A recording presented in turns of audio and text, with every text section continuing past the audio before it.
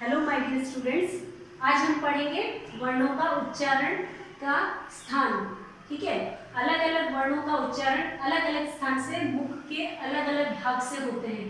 Last class में मैंने आपको पढ़ाया था स्वर और व्यंजन वर्ण और उसके विभिन्न भेदों के बारे में पढ़ाया था। अब हम उनके उच्चारण के बारे में पढ़ेंगे कि उनका सही उच्चारण कैसे किया जाए। तो पहले बात करते हैं गले से, कंठ। कंठ मतलब ये गले से जो लेटर्स निकलते हैं वो कौन से हो गए? क वर्ग। जो फर्स्ट 5 लाइन्स है वो क वर्ग का जो उच्चारण है वो कंठ से किया जाता है। अब नेक्स्ट है तालु से, जिसको तालव्य। च छ ज, जो च वर्ग के जो लेटर्स हैं 5 लेटर, उनका तो उच्चारण तालु से किया ही जाता है। साथ ही साथ य और श का भी उच्चारण तालु से ही किया जाता है। नेक्स्ट है मूर्धन्य, मतलब मूर्धा से, मतलब तालु के और गले के बीच के भाग से।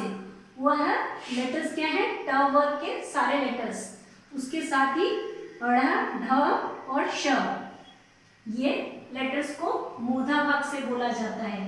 नेक्स्ट है वत्सर्य, दांतों की जड़ से। ठीक है, दांतों की जड़ से, जैसे आप बोलते हैं ना स, ज, ज, ये ज नहीं है ना, ज है ल। ठीक है, तो ये दांतों की जड़ से बोला जाता है। जब आप उसको फील करेंगे तो आपको खुद को समझ में आएगा। नेक्स्ट है दंत्य। दंत्य मतलब दांत, जो दांत से बोले जाते हैं। त वर्ग के जितने भी लेटर्स हैं वो दांत से बोले जाते हैं। त थ द ध न। ठीक है, ओष्टम। ओष्टम मीन्स होठ। होठ से जो बोले जाते हैं वो कौन से लेटर हो गए? प वर्ग के लेटर, प फ ब भ म। ठीक है, उसके बाद आ गए दंतोष्ठ्य,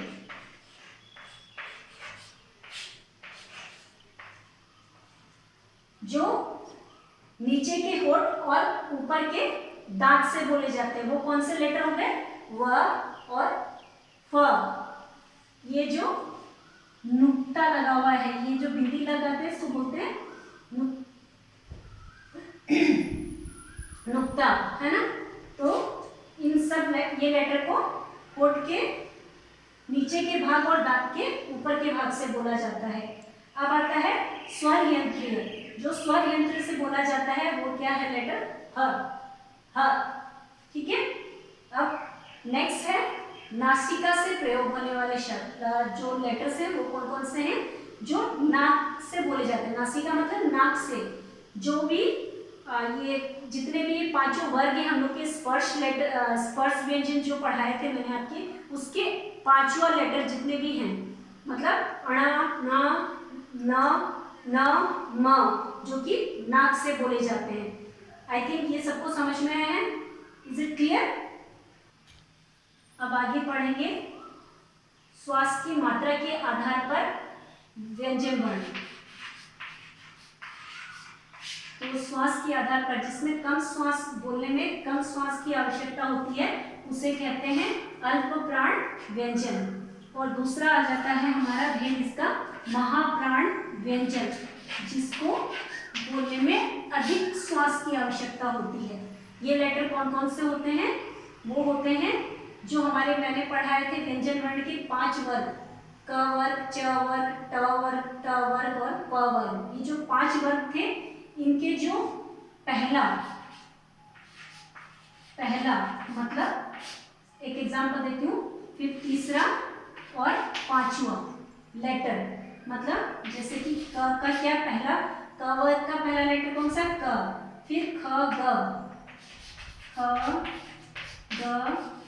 घ, अंग, ये जो लेटर्स हैं।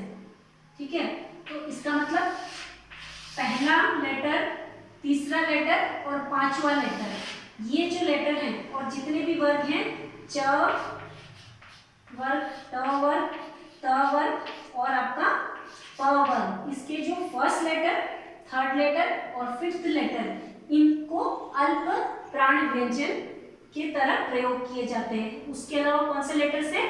अण, य, र, ल, व।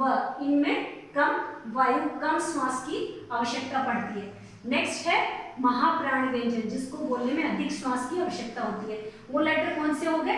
यही जो पांचों वर्ग हैं इनके बचे हुए लेटर्स कौन से हो गए, सेकंड एंड फोर्थ, ठीक है, सेकंड एंड फोर्थ। उसके अलावा आपके कौन से र, श, श, स, ह, ये लेटर्स जो होते हैं ये महाप्राण व्यंजन कहलाते हैं। अब आगे हम पढ़ेंगे संयुक्त व्यंजन। संयुक्त व्यंजन हो गए आपके श, त्र, य और श्र, ठीक है। संयुक्त व्यंजन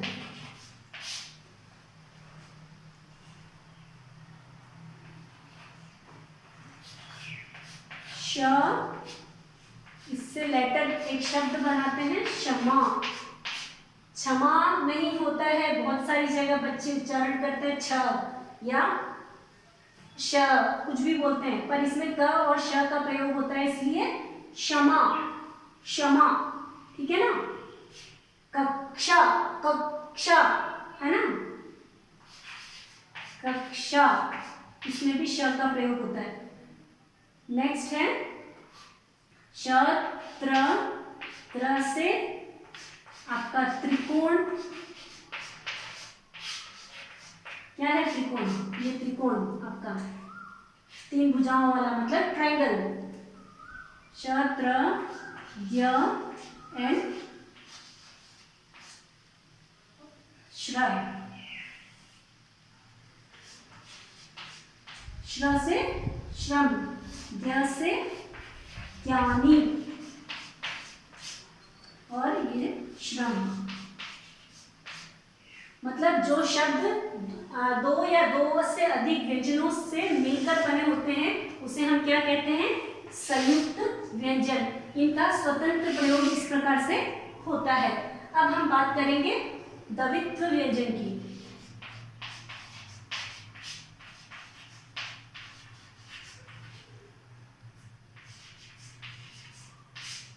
द्वित्व व्यंजन जैसा कि नाम से ही समझ में आता है, द्वित्व मतलब दो बार, है ना। कुछ लेटर्स जो होते हैं सेम लेटर जो दोबारा दो बार प्रयोग में होता है, जैसे कि बल्ला, कच्चा, ये सेम लेटर है, ये आप ऐसे भी लिख सकते हैं, बट इसको ऐसे नहीं लिखा जाता है, हम लोग इन जनरली इस तरह से लिखते हैं, कच्चा, ठीक है ना। जब किसी लेटर को आधा लिखना होता है तो उसका ये लाइन हट जाती है, ठीक है। ये कहलाते हैं हमारे द्वित्व व्यंजन। अब बात करते हैं संयुक्त अक्षर की, ठीक है।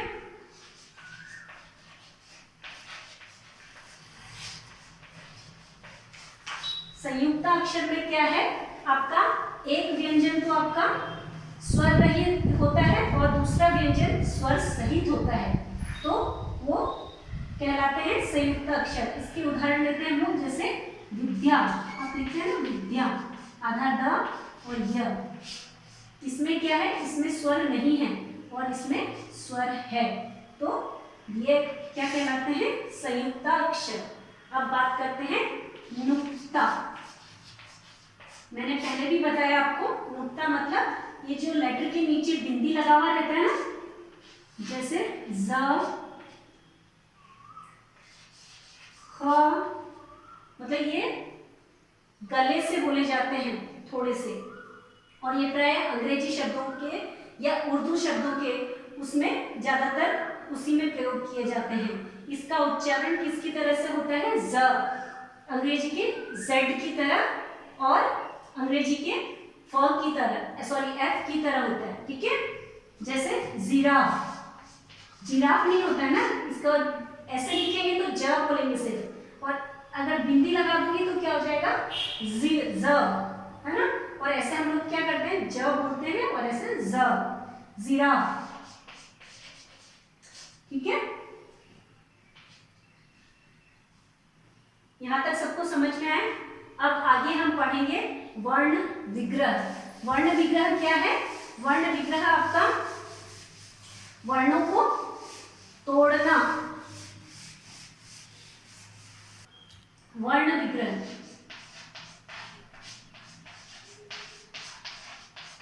या वर्ण विच्छेद भी कह सकते हैं। मैंने एक शब्द लिया कमल, इसका वर्ण विच्छेद करना है। इन सब लेटर्स में क्या है, मात्रा नहीं है, तो अगर आप इसको तोड़ेंगे तो क्या होगा पता है, क इसमें हलंत लग जाएगा और इसके साथ में क्या है, स्वर है। कौन सा स्वर है, अ। उसके बाद लेटर क्या है, म।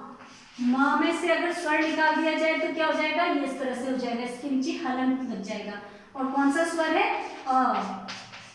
नेक्स्ट है ल, उसका स्वर निकाल देंगे, हलंत लग गया, उसके बाद उसका स्वर को इसके साथ लिख दिया। इसको बोलते हैं वर्ण विच्छेद या वर्ण विग्रह, मतलब वर्णों को अलग अलग करना। ठीक है, अब मैं मात्रा वाला एक एग्जांपल समझाती हूँ। हम लोग एक एग्जांपल लेते हैं सिंपल सा, गुलाब।